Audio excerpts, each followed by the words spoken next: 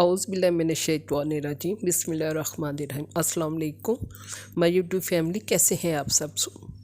امید ہے کہ سب خیریت سے ہوں گے۔ آج میں آپ سے جو دعائیں شیئر کروں گی وہ ہیں حفاظت کے لیے۔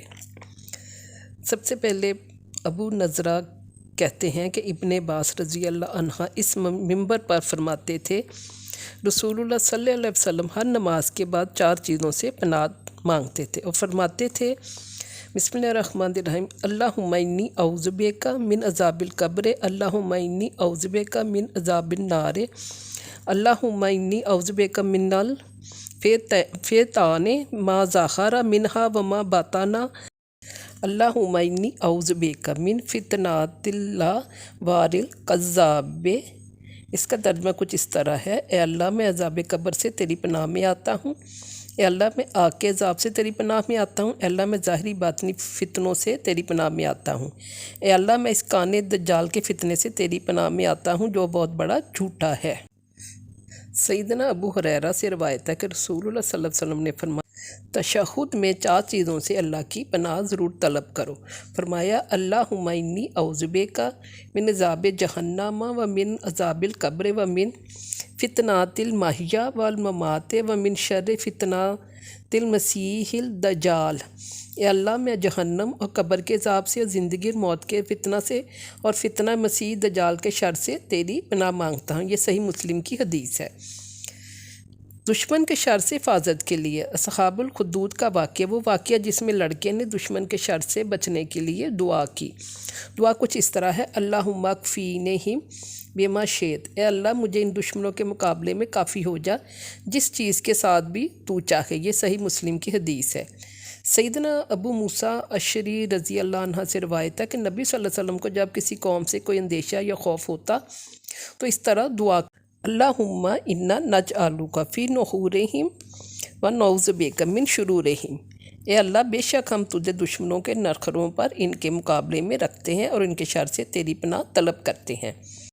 حضرت موسیٰ کی دعا، جب فرعون نے ان کو قتل کرنے کا ارادہ کیا، انی اوستو بے ربی و ربکم من کل متکبر لا یؤمن بیوم الحساب، بے شک میں اپنے اور تمہارے رب کی پناہ لے چکا ہوں اور ہر اس متکبر سے جو حساب کے دن پر ایمان نہیں لاتا۔ رات بھر حفاظت کے لیے سیدنا ابو موسیٰ بدری رضی اللہ عنہ سے روایت ہے، رسول اللہ صلی اللہ علیہ وسلم نے فرمایا، سورۃ البقرہ کی آخری 2 آیتیں جو کہ رات کو پڑھ لے اس کے لیے کافی ہو جاتی ہیں۔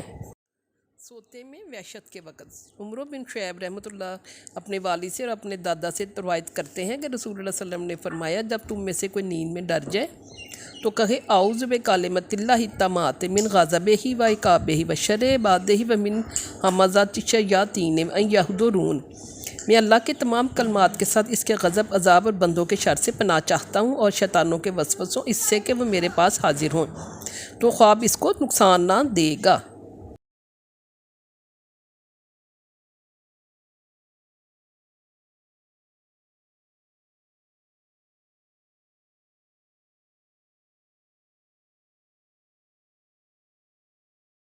تلوار اٹھا لیتا ہوں اور جو چیز سامنے آتی ہے میں اسے تلوار سے مار ڈالتا ہوں۔ رسول اللہ صلی اللہ علیہ وسلم نے فرمایا، کیا تمہیں وہ کلمات نہ سکھاؤں جو کہ روح الامین نے مجھے سکھائے؟ تو میں نے کہا کیوں نہیں؟ آپ صلی اللہ علیہ وسلم نے فرمایا، کہو اعوذ بکلمۃ اللہ التامات اللاتی لا یجاوزہن بر ولا فاجر من شر ما ینزل من السماء وما یعرج فیہا ومن شر فیطان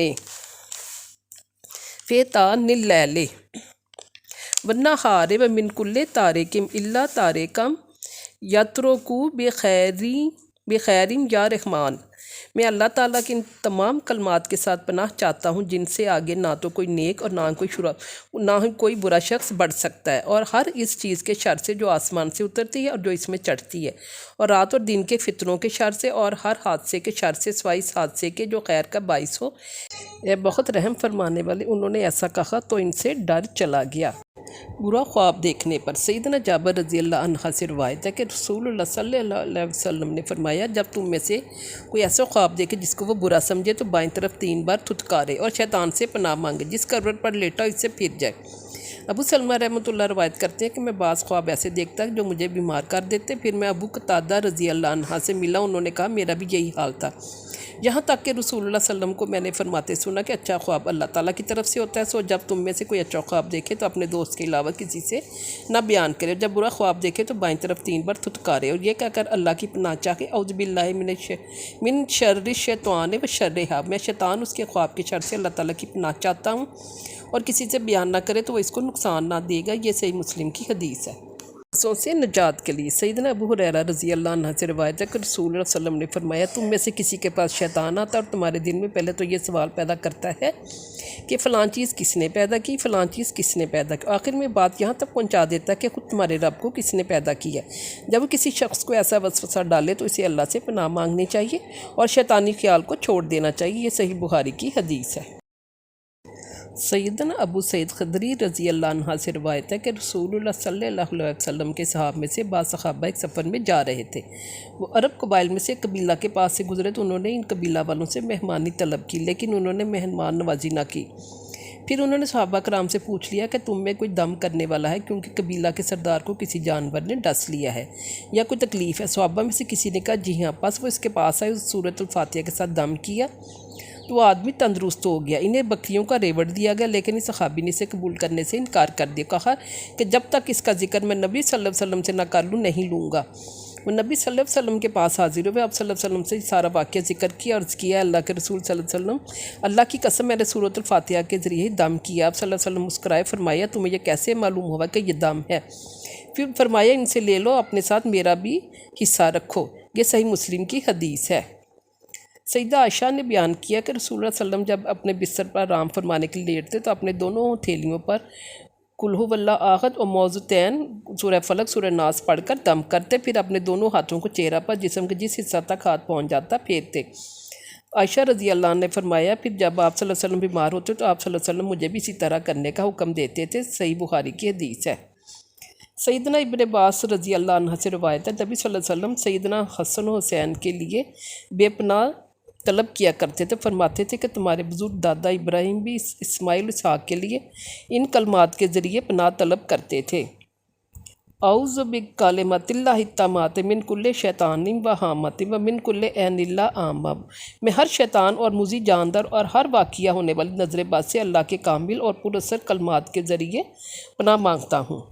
سیدنا ابو سعید رضی اللہ عنہ سے روایت ہے کہ جبریل نبی صلی اللہ علیہ وسلم کے پاس آئے اور کہنے لگے محمد صلی اللہ علیہ وسلم آپ بیمار ہیں؟ آپ صلی اللہ علیہ وسلم نے فرمایا ہاں۔ جبریل نے فرمایا بسم اللہ ارقیک من کل شیء یؤذیک من شر کل نفس او عین حاسد اللہ یشفیک بسم اللہ ارقیک، میں اللہ کے نام سے آپ کو دم کرتا ہوں ہر اس چیز سے جو آپ کو اذیت دے، اور ہر نفس اور حاسد کی نظر کے شر سے اللہ آپ کو شفا دے، میں اللہ کے نام سے آپ کو دم کرتا ہوں۔ امید ہے کہ آپ کو میری یہ ویڈیو بھی پسند آئے گی۔ آپ میری ویڈیو کو لائک کریں، سبسکرائب کریں اور شیئر کریں۔ انشاءاللہ پھر ایسی کسی اور ویڈیو کے ساتھ آپ کے ساتھ حاضر ہوں گی۔ اللہ تعالی ہم سب کا حامی و ناصر ہو۔ تب تک کے لیے اللہ حافظ۔